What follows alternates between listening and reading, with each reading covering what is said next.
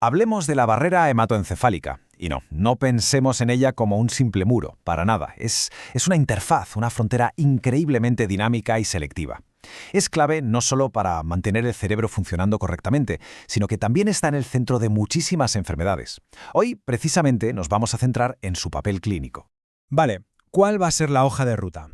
Pues primero vamos a explorar cómo está construida esta fortaleza cerebral. Luego, veremos qué pasa cuando sus murallas se vienen abajo en diferentes patologías. Y lo más interesante, analizaremos las estrategias de caballo de Troya que se están desarrollando para poder atravesarla. Un viaje completo, desde la ciencia básica hasta la cabecera del paciente. Venga, pues vamos a ello. Empezamos con la primera parte. Vamos a desgranar la arquitectura de esta barrera, a entender qué la hace tan increíblemente eficaz e inteligente. Y mirad, esta imagen lo resume a la perfección. Aquí vemos los protagonistas. Fijaos en las células endoteliales, que son como los ladrillos del muro, selladas por esas uniones estrechas. Y luego, dándoles soporte, tenemos a los pericitos y a los astrocitos, que con sus pies abrazan todo el vaso sanguíneo. Un trabajo en equipo. Y aquí está la clave de todo. No estamos hablando de un solo tipo de célula. La barrera es una unidad neurovascular, un sistema integrado. Este concepto es fundamental para entender cualquier patología asociada. No son piezas sueltas, es un ecosistema que está en constante diálogo. Para que nos hagamos una idea de lo hermética que es, mírate este dato. De 1.500 a 2.000 ohmios por centímetro cuadrado. ¿Y eso qué significa? Pues comparadlo con los capilares del resto del cuerpo, que apenas llegan a 33. Es una resistencia hasta 500 veces mayor. Y todo gracias a proteínas como la claudina 5, que actúan como un cemento molecular de altísima calidad. Pero ojo, no es solo una muralla física. Es que además es una aduana metabólica muy activa. Como se ve en la imagen, tiene bombas que literalmente expulsan fármacos y toxinas, como la famosa glicoproteína P.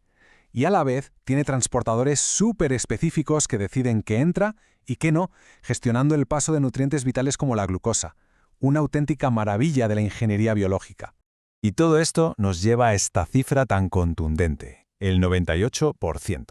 Ese es el porcentaje de fármacos pequeños que no pueden entrar al cerebro, y si hablamos de moléculas grandes, es prácticamente el 100%. Esto, claro, define el mayor desafío de la neurofarmacología, y nos plantea una pregunta inevitable. Si es tan buena protegiendo, ¿qué pasa cuando falla? Pues vamos a ver justo eso, porque cada vez está más claro que la disfunción de la barrera no es una consecuencia, sino que a menudo es la causa, un motor que impulsa la enfermedad en patologías neurológicas muy importantes. Esta imagen nos sirve de mapa visual perfecto para lo que vamos a comentar ahora. Ictus, Alzheimer, esclerosis múltiple, tumores. En el centro de todo, como veis, tenemos un capilar dañado. Ese es el nexo común, el origen de muchos de estos problemas. Fijaos en estas dos patologías, porque la dinámica es muy distinta. En el ictus isquémico, la rotura de la barrera es algo agudo, brutal, con una apertura en dos tiempos, una inmediata y otra tras la reperfusión. En cambio, en el Alzheimer es un fallo mucho más sutil, crónico, que ocurre muy al principio de la enfermedad. La barrera se vuelve torpe para limpiar el beta-amiloide, y eso contribuye a que se formen las placas. Y mirad qué curioso en el Parkinson. Es la propia proteína que se acumula, la alfa-sinucleína, la que ataca directamente a las uniones de la barrera. Por otro lado, en la esclerosis múltiple, la barrera es la puerta de entrada que se abre y permite que los linfocitos T del propio paciente entren y ataquen la mielina. Esto es, de hecho, lo que vemos en la resonancia magnética como un realce con gadolinio. Vemos la barrera fallando en tiempo real. En oncología cerebral, esto es un verdadero quebradero de cabeza. La barrera que rodea el tumor, la barrera hematotumoral, es un caos, es heterogénea. Por el centro del tumor suele ser permeable, pero en los bordes, donde las células están invadiendo el tejido sano, a menudo está intacta. ¿El resultado? La quimio llega al tejido muerto, pero no a las células que de verdad importan, las que causan la recaída. Vale, hemos visto el problema. Ahora vamos a lo fascinante. Cómo la ciencia está intentando darle la vuelta a la tortilla. Cómo se están diseñando estrategias súper ingeniosas para colar fármacos a través de esta fortaleza. Básicamente hay tres grandes enfoques, como resume esta imagen. El primero, el pasivo, es aprovechar las grietas que ya existen en la barrera enferma. El segundo, el activo, es usar una especie de llave molecular para que nos abran la puerta. Y el tercero, que es más directo, consiste en abrir una brecha de forma controlada y temporal, justo cuando queremos pasar. Y en esta tabla lo vemos más en detalle. La estrategia pasiva es más simple, pero depende de que la barrera esté abierta, y eso no siempre ocurre. La activa es mucho más elegante. Usamos ligandos como la transferrina que se pegan a receptores de la barrera y engañan a la célula para que los deje pasar. Y luego tenemos las técnicas de estímulos, como los ultrasonidos focalizados, que son de una precisión increíble. Abren la barrera justo en el punto que queremos y solo durante un rato. Vamos a hacer zoom ahora en una aplicación concreta para que se entienda bien el potencial de todo esto. Nos vamos al ictus isquémico y a cómo la nanomedicina está abriendo puertas que parecían cerradas. Vead esta imagen, es que es genial. Ya no se trata solo de llevar un fármaco a su destino. Las propias nanopartículas son el tratamiento.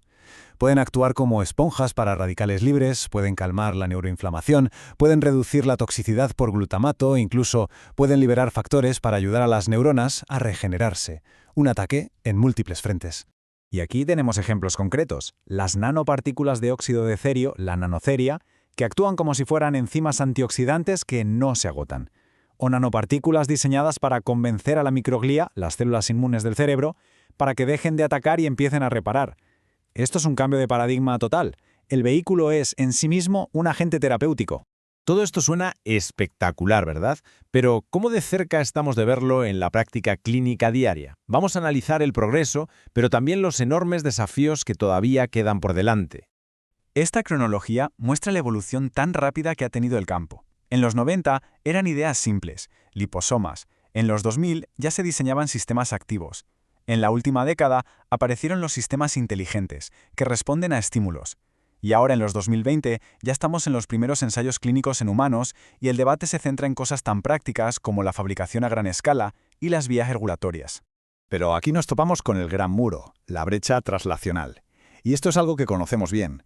Lo que funciona de maravilla en un ratón de laboratorio, joven, sano y con un ictus provocado y predecible, tiene que funcionar luego en un paciente real. Un paciente mayor, con diabetes, con hipertensión, que llega al hospital horas después del ictus.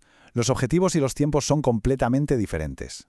Así que para resumir, podríamos decir que la barrera hematoencefálica lo es casi todo en neurología. Define la enfermedad, sí, pero también define el éxito o el fracaso de cualquier terapia que intentemos aplicar. Es la gran protagonista. Y esto nos deja con una última reflexión, una pregunta de cara al futuro. Estamos aprendiendo a abrir las puertas del cerebro con una precisión que era impensable hace años. La gran pregunta ahora es, ¿cómo garantizamos que, al abrirlas, solo dejamos pasar a nuestros aliados terapéuticos y no a nuevos enemigos?